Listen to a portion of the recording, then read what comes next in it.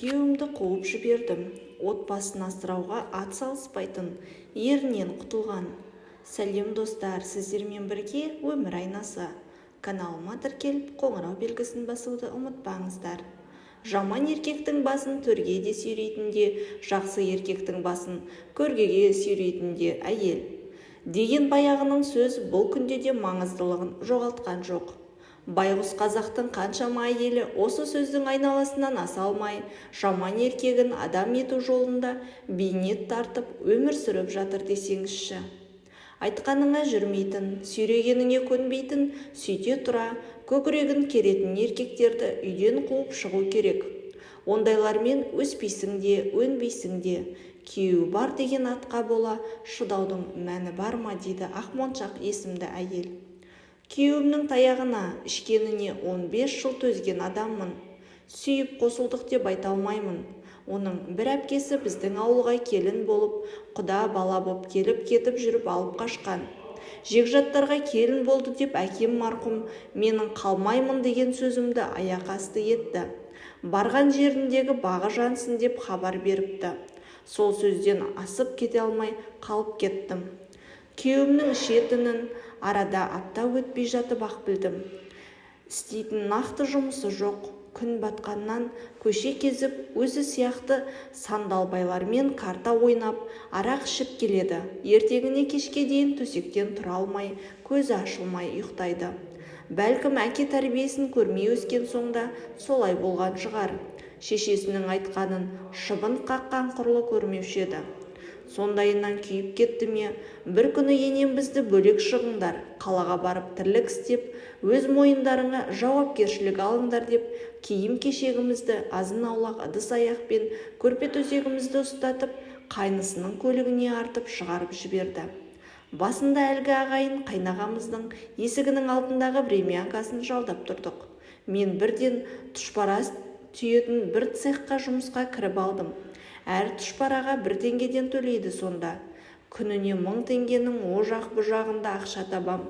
Ал күйеуім азанда менімен бірге үйден шығып, жұмыс іздеуге кететін. Келсем дым таппадым деп жатады.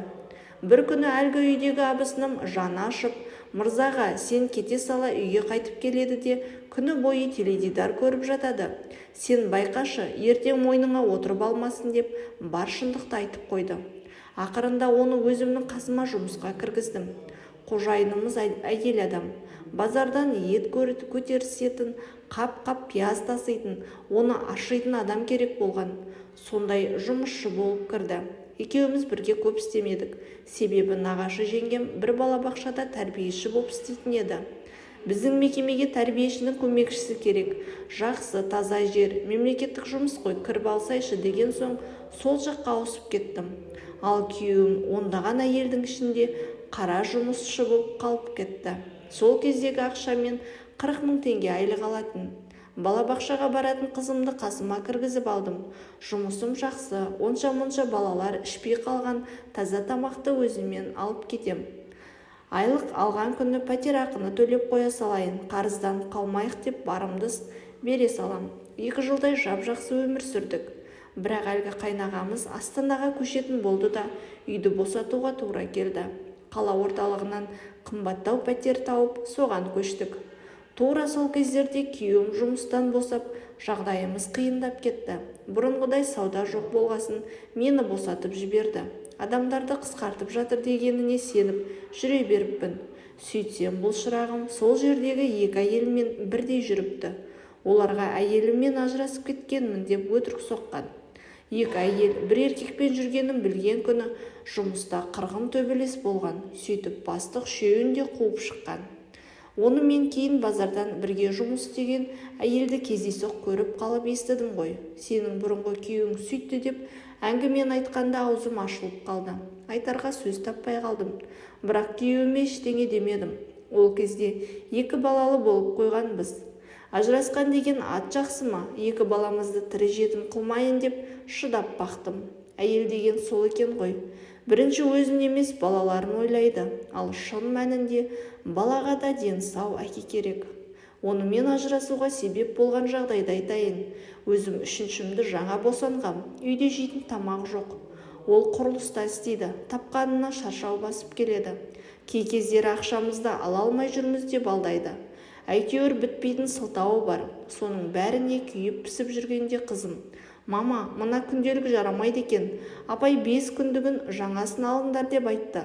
Ертең маған ақша беріңізші» деп жыламсырады. «Бар, әкеңе барып айт, үйде жұмыс істеп жүрген сол ғой. Ақша тауып берсін деп қызымды жұмсап жібергем. Сөйтсем, неге менің ақшамның жоқ екенін біле тұра қызымды жұмсайсың? Мен енді оған не деп айтам» деп бақырды. Ішім толып жүргем.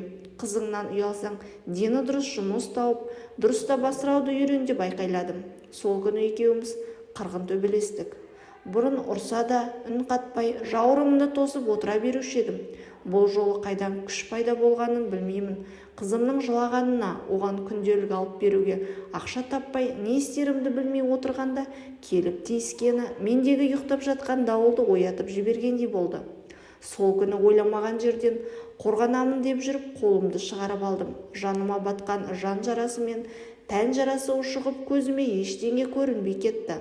Барынша айбарланып жұлқынып қалдым да күйеуімнің бетіне тіке қарап: «Шық үйден» дедім. «Осы уақытқа дейін сенің еркелігіңді көтергенім жетер. Ендігіден бұлай мазамды алма. Сенен байлы болып қайыр көрмедім. Тапқан табысыңды іштің, шектің, қатындар мен қыдырдың бәріне көніп едім. Ендігі шыдамаймын. Сол қатындарыңа бара ғой» деп бесікті нұсқадым. Түрім адам шошырлық болып кеткен соншалықты күйеуім аңтарыла қарады да бет қаратпайтын сыңайымды байқап шығып жүре берді. Содан бері балаларым қалай сендер қайтып күн көріп жатсыңдар деп іздеген емес. Есесіне мен ағайын туысқа байын адам ете алмаған, үйінен қуып шыққан көкбет келін болдым.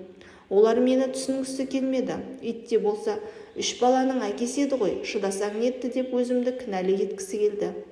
Ол уақыттан да өттік. Күйеуім кеткесін бойымда ерекше күш-қуат пайда болды. Қайтсем де 3 баланы жеткізуім керек деп алдыма мақсат қойып, жатпай тұрмай тірлік қылдым. Бақшадағы жұмысымды тастап саудаға араластым. 3 жыл дегенде өз кәсібімді бастадым. Ісім өрге домалап, тапқаныма Құдай береке дарытып, қазір үйімде ер қатарлы күн кешіп отырмын. Менің айтпағым, әйелдер көбіне жұрт не дейді деген сөзден аса алмайды.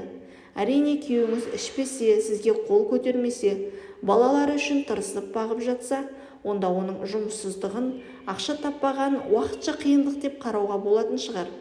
Ал енді дым таппаса, онымен қоса сізді ұрып соқса, онда уақыт пен қуатты сарқудың қажеті жоқ. Өмірдің рахаты, қызығы тек еркекке байланысты емес. Жан тыныштығы, жүйкенің бүтіндігі бәрінен де маңызды.